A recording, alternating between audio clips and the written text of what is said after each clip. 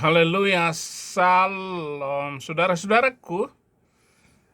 Banyak sekali muncul anak muda yang penuh hikmat dan berbicara bahkan tidak malu untuk melanggar keyakinannya sendiri.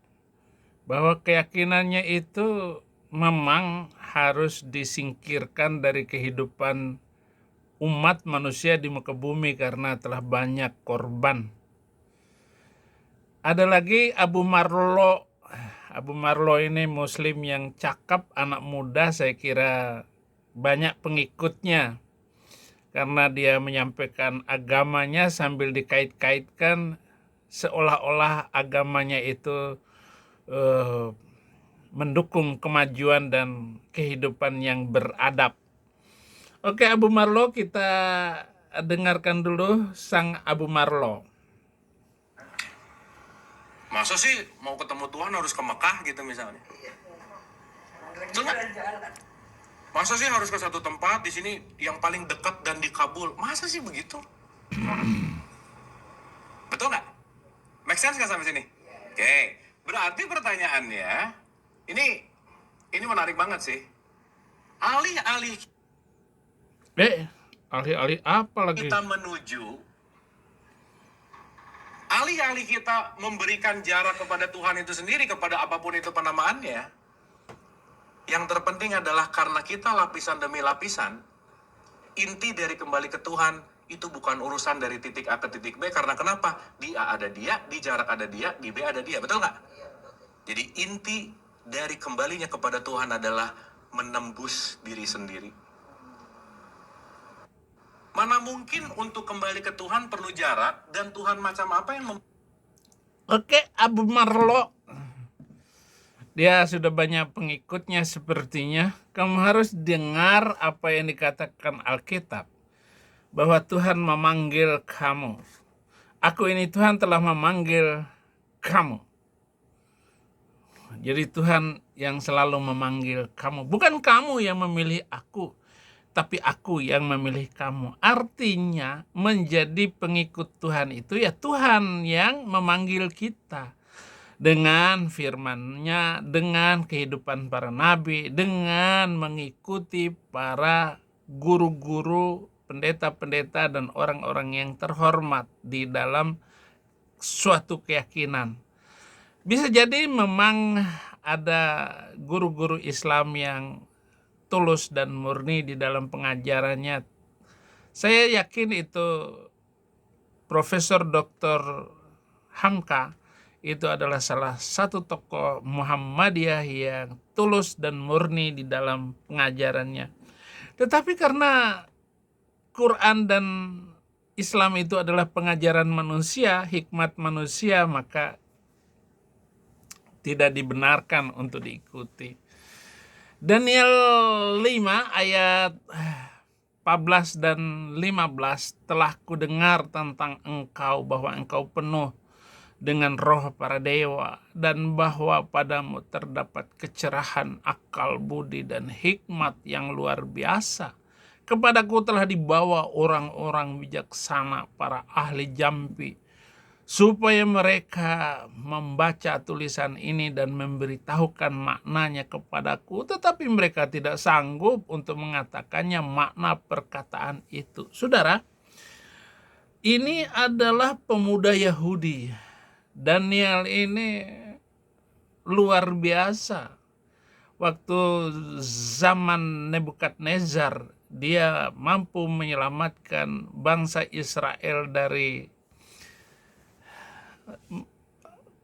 penghabisan, dari di mana Israel mau dihabiskan oleh Nebukadnezar, tetapi diselamatkan oleh putra yang bernama Daniel ini karena hikmat dan kebijakannya yang luar biasa. Dia dilemparkan kemana? Ke lobang singa, ke gua singa. Tetapi semua singa yang sengaja dibuat lapar itu tidak menyentuh orang itu. Tidak tersentuh. Kenapa? Hikmat manusia akan membawa kepada kecelakaan. Apa yang kamu katakan itu dengan seolah-olah kamu pintar, bahwa tidak perlu ke Mekah dan sebagainya. Ya nanti itu urusan kamu lah dengan agama kamu. Yesaya 11 ayat 2, roh Tuhan akan ada padanya, roh hikmat dan pengertian, roh nasihat dan keperkasaan, roh pengenalan dan takut akan Tuhan akan terus diberikan kepada orang-orang yang membaca Alkitab, yang mengikuti teladan para nabi-nabi yang ditulis dalam Alkitab dan apa yang ditulis di dalam Perjanjian Baru. 1 Korintus 1 ayat 22. Orang-orang Yahudi menghendaki tanda, orang-orang Yunani mencari hikmat, orang Indonesia ngikutin Nabi Arab. Tetap aja lu ketipu sama pluku suntur Arab. Kolose 2 ayat 8. Hati-hatilah supaya jangan ada orang yang menawan kamu dengan filsafatnya yang kosong dan palsu, menurut ajaran turun-temurun dan roh-roh dunia, tetapi tidak menurut Kristus. Roh Kristus yang ada di dalam kehidupan saya, kehidupan orang-orang yang tulus dan tidak pernah takut sedikit pun akan tantangan dunia ini, maka dia akan tumbuh menjadi orang yang bijak sebijak-bijaknya. Jadi bukan begitu Abu Marlo. Maka nanti dulu saya akan tutup komentarin kamu itu. Yang penting jangan lupa like dan subscribe channel ini supaya kita mampu membangun penginjilan di Indonesia dengan baik dan tidak pernah sedikit pun gagal. Maka untuk 10 tahun ini kita harus bekerja bersama-sama dengan Roh Kudus, dengan Tuhan Yesus Kristus yang sudah mentargetkan rencana-rencana Tuhan supaya kita tidak salah dalam pelayanan ke depan ini. Kolose 2 ayat 7, hendaklah kamu berakar di dalam Dia dan dibangun di atas Dia. Hendaklah kamu bertambah teguh di dalam iman yang telah diajarkan kepadamu, dan hendaklah hatimu melimpah dengan syukur. Harus bersyukur. Aku bersyukur pada Yesus Juru Selamat. Aku bersyukur. Tetap bersyukur. Abi nyanyi lagu dari mana itu ya? Terserah saya. Apa kamu komen-komen, Abi ketawa? Terserah saya mau nyanyi apa, karena saya bisanya ngaji, nggak bisa nyanyi. 1 Korintus 1 ayat 21, oleh karena dunia dalam hikmat Allah tidak mengenal Allah oleh hikmatnya. Jadi dunia, manusia dunia, siapapun dia, bahkan Saifuddin Ibrahim, tidak mengenal hikmah Allah kalau bukan Yesus yang masuk di dalam hidup kita. Kalau bukan Yesus yang masuk di dalam hidup kamu, maka kamu tetap berada di dalam kebingungan. Ya, Aceh Pungong. Aceh Pungong. Putih Aceh Pungong. Ya. Kamu tetap ada di dalam kepungohanmu. Maka Allah berkenan menyelamatkan mereka yang percaya oleh kebodohan pemberitaan Injil. Saya ulangi, kebodohan pemberitaan Injil. Artinya kami ini tidak boleh menaruh hikmat manusia, tetapi tetap memberitakan Injil dengan kemampuan apapun dan bagaimanapun, supaya orang boleh menyangka bahwa pemberitaan Injil ini dianggap pemberitaan bodoh. Bukan. Sebodoh-bodohnya orang memberitakan Injil. Saya ulangi lagi, sebodoh-bodohnya orang itu di dalam memberitakan Injil, Dia sangat berhikmat. Dia sangat tinggi nilainya di antara manusia dan siapapun. Hati-hati jangan menghina pemberita Injil. Ya, saya mau katakan bahwa penuaian itu akan terjadi oleh para pemberita-pemberita Injil, mulai dari Sabang sampai Merauke. Di Papua ada Bom-Bom, ada Edis TV, ada RK, Aceh, ada Usman Fendi, ada Andika, dan banyak sekali yang tidak perlu saya sebutkan satu persatu. Nanti marah mereka. Tetapi saudara-saudara jangan lupa berhikmat di dalam pemberitaan Injil ini. Kolose 2 ayat 9 sampai 11, sebab dalam dialah berdiam secara jasmania seluruh kepenuhan kealahan, dan kamu telah dipenuhi di dalam dia. Dialah kepala semua pemerintah dan penguasa.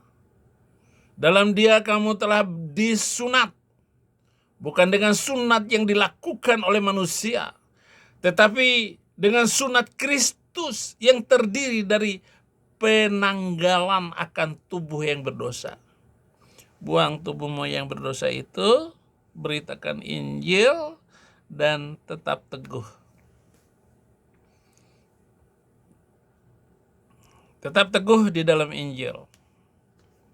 1 Korintus 2 ayat 13. Dan karena kami menafsirkan hal-hal rohani kepada mereka yang mempunyai roh, kami berkata-kata tentang karunia-karunia Allah dengan perkataan yang bukan diajarkan kepada kami oleh hikmat manusia, tetapi oleh roh. Saya ulangi, tetapi oleh roh. Roh apa? Roh Kudus.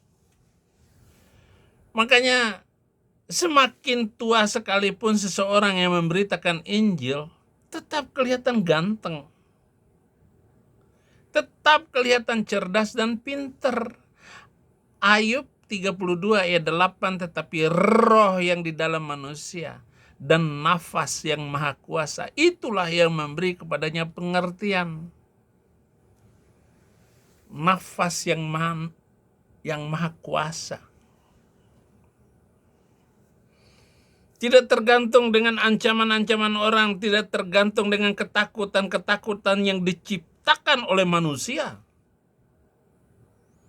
Ataupun dengan, nanti akan dikirimkan polisi untuk menangkap orang-orang ini. Kalau Anda ditangkap, ya serahkan dirimu, beri pertanggungjawaban kepada penguasa-penguasa dunia ini, para pengecut-pengecut iman itu. Bagi orang Kristen, jangan takut memberitakan Injil, karena kalian telah dinanti, ditunggu oleh Tuhan Yesus Kristus dengan mahkota kemuliaan, mahkota kehormatan. Yesus menikmati betapa sedihnya dimahkotai dengan mahkota duri. Darah mengucur di kepala supaya kita terbebaskan dari ancaman-ancaman sakit penyakit. 2 Korintus 2 ayat 14, tetapi manusia duniawi tidak menerima apa yang berasal dari roh Allah, karena hal itu baginya adalah suatu kebodohan, dan ia tidak dapat memahaminya, sebab hal itu hanya dapat dinilai secara rohani. Coba cuma dengarkan khutbah saya ini ya, supaya kamu jangan mempelintir ayat-ayat Alkitab untuk maksud supaya banyak orang Kristen masuk Islam. Itu sudah cara Tuhan.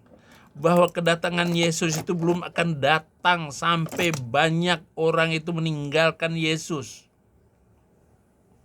Itu sudah dikatakan, cuma jadi apa urusannya bahwa saya menginjil ini supaya banyak orang masuk Kristen? Tidak. Mau masuk mau tidak, masuk syukur, enggak masuk kebangetan. Kenapa? Saya menjelaskan dengan kebenaran dan dalil. Bukan pernah saya plesetin baik Quran maupun Alkitab. Kalau saya ngaji terus saya pleset-plesetin itu untuk humor. Enggak ada maksud untuk menipu. Kan ketahuan saya membaca Quran nipu. Kan gitu. Nggak seperti Zuma. Serius sekali nipu. Ya, memahaminya oleh Roh Allah karena hal itu baginya adalah suatu kebodohan dan ia tidak dapat memahaminya. Sebab hal itu hanya dapat dinilai secara rohani. Ayub 32 ayat 9 dan sampai 13, bukan orang yang lanjut umurnya yang mempunyai hikmat. Bukan orang yang sudah tua yang mengerti keadilan. Oleh sebab itu aku berkata, dengarkanlah aku pun akan mengemukakan pendapatku. Ketahuilah, aku telah menantikan kata-katamu, aku telah memperhatikan pemikiranmu, hingga kamu menemukan kata-kata yang tepat. Kepadamulah kupusatkan perhatianku. Tetapi sesungguhnya tiada seorang pun yang mengecam Ayub, dan tiada seorang pun di antara kamu menyanggah perkataannya. Janganlah berkata sekarang, kami sudah mendapatkan hikmat. Hanya Allah yang dapat mengalahkan dia, bukan manusia. Abu Marlo, silakan berpendapat, tetapi saya yakin cara berpikir kamu itu melemahkan akidah Islam. Maka saya kasih judul kamu, Abu Marlo Gombal Gambul. Terima kasih, maju terus. Beritakan Injil. Tuhan akan memberitakan Injil. Kalau Anda tidak mau menjadi pemberita Injil, Abu Marlo itu menjadi pemberita Injil dengan cara dia, yaitu melemahkan Islam dari dalam. Tuhan Yesus memberkati.